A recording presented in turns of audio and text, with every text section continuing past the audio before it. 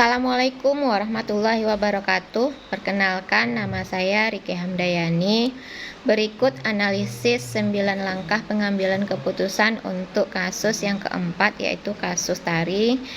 Yaitu langkah yang pertama, apa saja nilai-nilai yang saling bertentangan dalam kasus yang keempat? Nilai-nilai yang saling bertentangan pada kasus yang keempat ini adalah yang pertama, kejujuran. Tari tahu bahwa dompet tersebut milik Nina, dan sebagai saksi ia memiliki tanggung jawab moral untuk memastikan dompet dikembalikan kepada pemiliknya. Kejujuran adalah nilai penting yang mencerminkan integritas dan keadilan. Yang kedua, loyalitas terhadap persahabatan, di mana Rara adalah sahabat dekat dari Tari yang saling membantu dalam tugas dan berbagi bekal. Melaporkan atau menegur Rara berisiko merusak hubungan mereka, yang bagi Tari merupakan nilai penting karena hubungan ini memberikan dukungan emosional dan praktis. Langkah yang kedua, siapa saja yang terlibat dalam situasi dan kasus itu?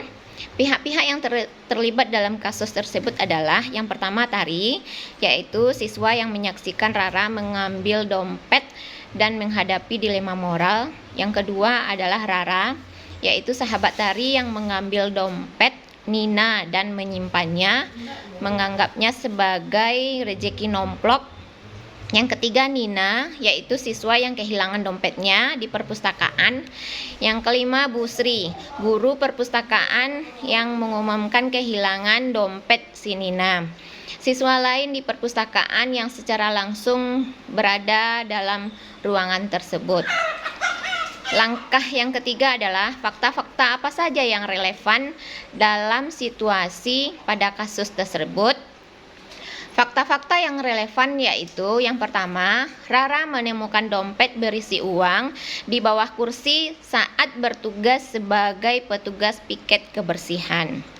Yang kedua, faktanya adalah Rara mengambil dompet tersebut dan menyimpannya di tasnya, menganggapnya sebagai rejeki nomplok. Yang ketiga, faktanya adalah Tari melihat dengan jelas tindakan Rara mengambil dompet dan menyimpannya. Fakta yang berikutnya adalah Busri mengumumkan bahwa Nina kehilangan dompetnya di perpustakaan. Fakta yang keenam adalah Rara adalah sahabat dekat Tari yang saling membantu dalam keseharian. Yang ketujuh, tidak ada indikasi bahwa orang lain selain Tari yang menyaksikan tindakan Rara. Langkah yang keempat adalah pengujian benar atau salah yang mana bisa dilakukan. Pengujian benar atau salah yang relevan adalah yang pertama, apakah tindakan Tari dapat diterima jika semua orang dalam situasi serupa melakukan hal yang sama? Jika Tari memilih untuk tidak melaporkan situasi ataupun menegur Rara, maka tindakan ini dapat dianggap sebagai pendukung ketidakjujuran yang bertentangan dengan nilai kejujuran dan keadilan. Sebaliknya, jika Tari mengambil tindakan untuk mengembalikan dompet ini mendukung prinsip moral yang dapat diterapkan secara universal. Berikutnya adalah tes publisitas. Apakah Tari merasa nyaman jika dengan tindakannya diketahui orang lain seperti Bu Nina atau siswa lain? Jika Tari diam, ia mungkin merasa bersalah karena menyembunyikan kebenaran. Jika ia melapor atau menegur, ia menunjukkan integritas meskipun beresiko kehilangan hubungan dengan Rara. Langkah yang kelima yang bisa ditempuh adalah pengujian paradigma lawan benar yang mana yang bisa dilakukan. Paradigma benar lawan benar yang relevan adalah keadilan vs Belas kasihan. Keadilan menurut Tari memastikan dompet kembali kepada Nina, karena itu adalah hak Nina. Namun, belas kasihan terhadap Rara sebagai sahabat yang selalu membantu Tari, mendorong Tari untuk melindungi Rara dari konsekuensi tindakannya. Yang kedua paradigmanya adalah individu vs komunitas. Dengan fokus pada individu, Tari mungkin memprioritaskan persahabatannya dengan Rara. Namun, dari perspektif komunitas, Tari harus mempertimbangkan dampak ketidakjujuran terhadap kepercayaan di lingkungan sekolah, termasuk hak Nina sebagai anggota komunitas. Langkah yang keenam, prinsip resolusi yang mana bisa dilakukan? Prinsip resolusi yang dapat diterapkan adalah prinsip tindakan yang paling tidak merugikan. Tari harus memilih tindakan yang menyebabkan kerugian paling kecil bagi semua pihak. Melaporkan Rara secara langsung kepada Bu Sri mungkin menyebabkan Rara mendapat hukuman berat dan merusak persahabatan mereka. Sebaliknya, menegur Rara secara pribadi dan mendorongnya untuk mengembalikan dompet secara sukarela dapat meminimal kerugian baik bagi Nina maupun bagi hubungan Tari dan Rara. Prinsip kebenaran yang lebih tinggi yaitu Tari dapat memprioritaskan kejujuran dan keadilannya sebagai nilai yang lebih tinggi daripada loyalitas pribadi, dengan tetap berusaha menjaga hubungan dengan Rara melalui pendekatan yang bijaksana.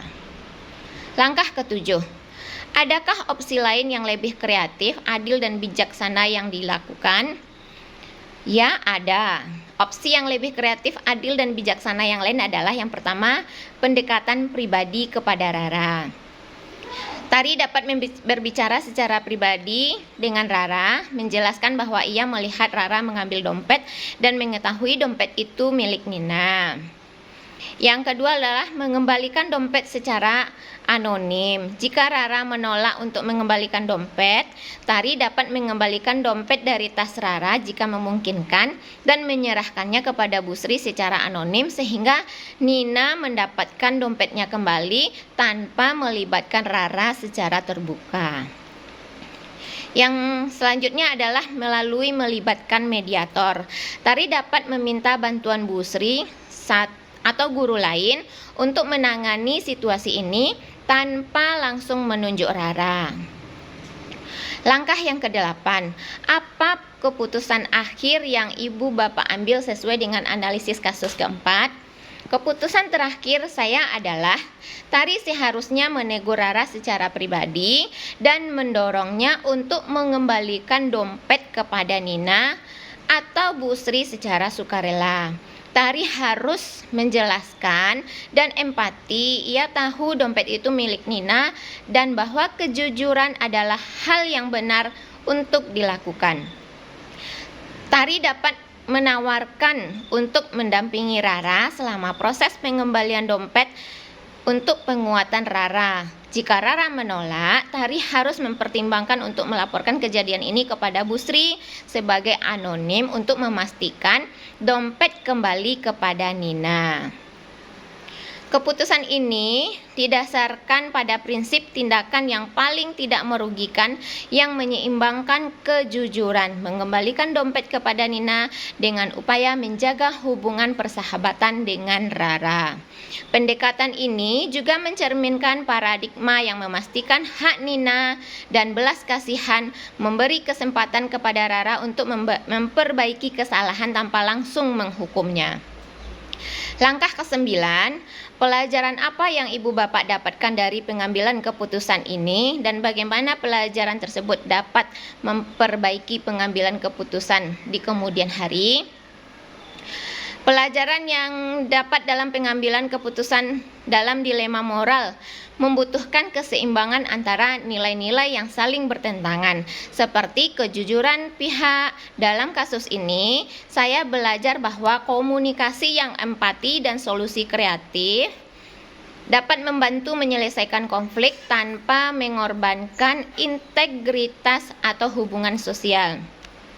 Saya juga belajar pentingnya mempertimbangkan konsekuensi jangka panjang dari sebuah tindakan, seperti dampak ketidakjujuran terhadap kepercayaan di komunitas sekolah. Penerapan di masa depan.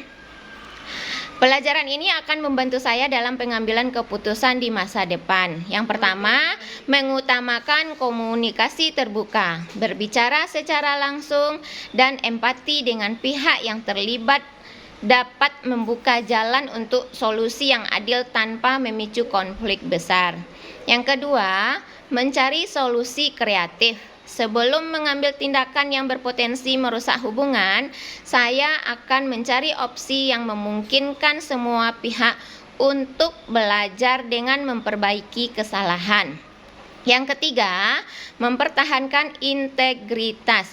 Saya akan lebih teguh dalam mengutamakan kejujuran dan keadilan, bahkan dalam situasi sulit, sambil tetap memperhatikan cara untuk melakukannya dengan penuh empati.